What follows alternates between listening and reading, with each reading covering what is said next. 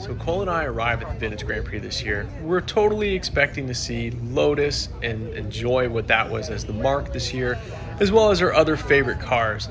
But we arrive, and the first car we see is this Lamborghini Miura. We and nobody else there expected to see this type of car. Now, it's not unheard of for a supercar, a vintage supercar like this to show up, but this one's particularly important and special because in the years that I've been coming here, there has not ever been a Miura at the Vintage Grand Prix. You easily get focused into the interior because there's not a blemish in the interior at all, as well as there's not a blemish on the paint. The person that restored it is actually at the Vintage Grand Prix with us. We do chat with them. It's not in the video, but he tells us the process that he went through to restore this Lamborghini Miura. He's by trade a painter, and so particularly the focus is going to be on the paint side, which his finish is ridiculously good. It really does make a case for how expensive vintage car painting can be to the owner and how lucrative it could be to the person that paints it.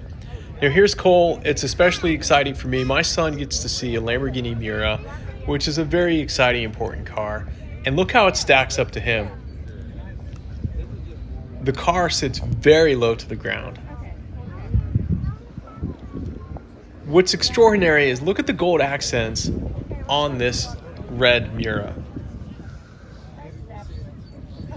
From the back, we can see the profile of it, which is, as they say, sexy. I agree. It's a really beautiful car in person.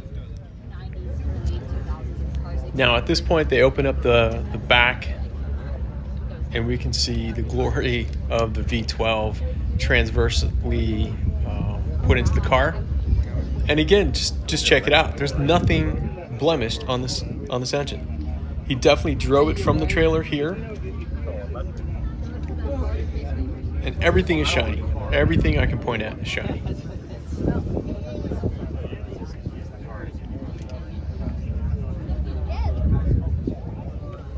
The tires were actually remanufactured. There was 9 manufactured in the world for others, and so this restoration got part of that.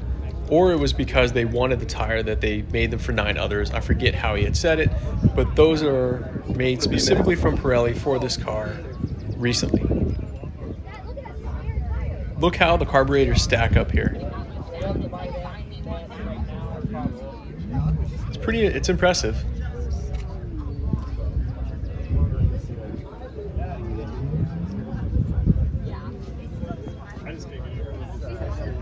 Now the front boot is open and we can see again the tires, the wheels. Every bit on this car is perfection. Better than it left the factory, most likely.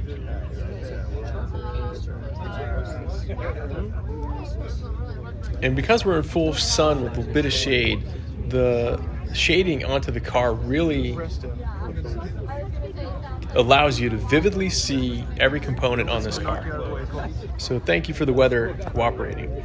I thought it was very interesting. Something I didn't know is when you look through the windshield on the passenger side of a Miura, there are these 3 consecutive circles as well as these 2 dials here. I did not know those existed. What an interesting placement for those. And how hard must it be to get those into place? I can tell you slept a little. You didn't go to bed at 1. You went later. The glass is perfection as well.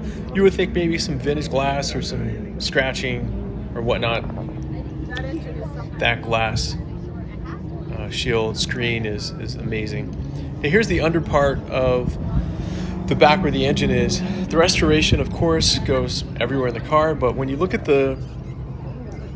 when you can see how well done this car is, probably most like every other well done restoration, it's just in person amazing to see the level of fit and finish. Another great view from the front passenger side, and I just became enamored when the hood is up in this position. Guess how much this is just beautiful. billions. No. 2 million. This Could be as much as clamshell 10. type design Million? with the Yeah. eyes and the lashes on this. This is a Miura S, not an SV. Just a wonderful piece for that car. Certainly art.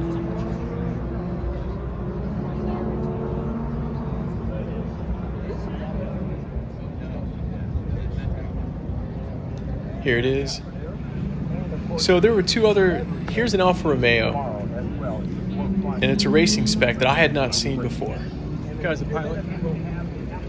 So I've seen many His Alfa license plate's from Embry-Riddle. Spiders, but I have not seen this particular one. Perhaps you have. It was interesting for me to find it. Thanks to whoever brought this one. Again, restoration on this one is very nice as well. This is a car that gets raced. Attention to detail with the red piping around the lights I thought was pretty spectacular to match the striping and the piping down the side of the car. And this deep black with that kind of cherry interior, in my opinion, does really well. Here's the other two Lamborghinis this will show. So I know you weren't there, but I hope you can imagine that you walk in and you see a Miura, and then you get to see these two Lamborghinis as well.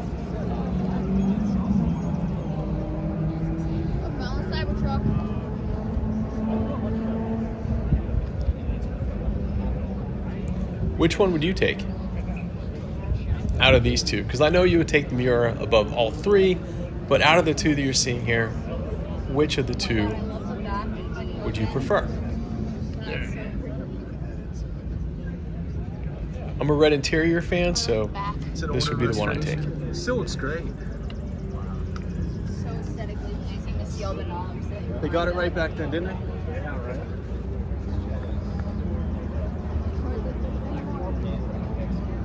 Well, the Miura's design, All the way from Montana. exterior is amazing. I really do like the design here. The way it organically goes into a flat trunk. They got it right back then. Okay, back out of it. Tan interior looks pretty good. Still like red. Comment in the bottom if you like the red versus the So tan. that's a 400. That's a 350. Also comment in the bottom which one you would take. If you had to. So finally we rounded out. We saw a vintage Porsche we thought was pretty interesting. It's an original racing Porsche, and so we decided to add it to the end of this video.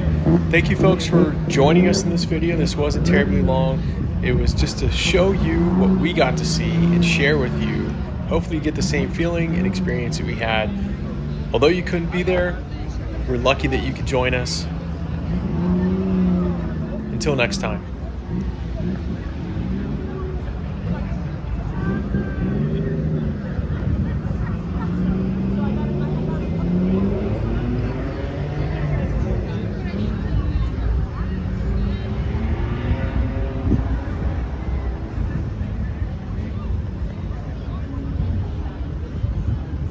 Across the finish line goes car 77.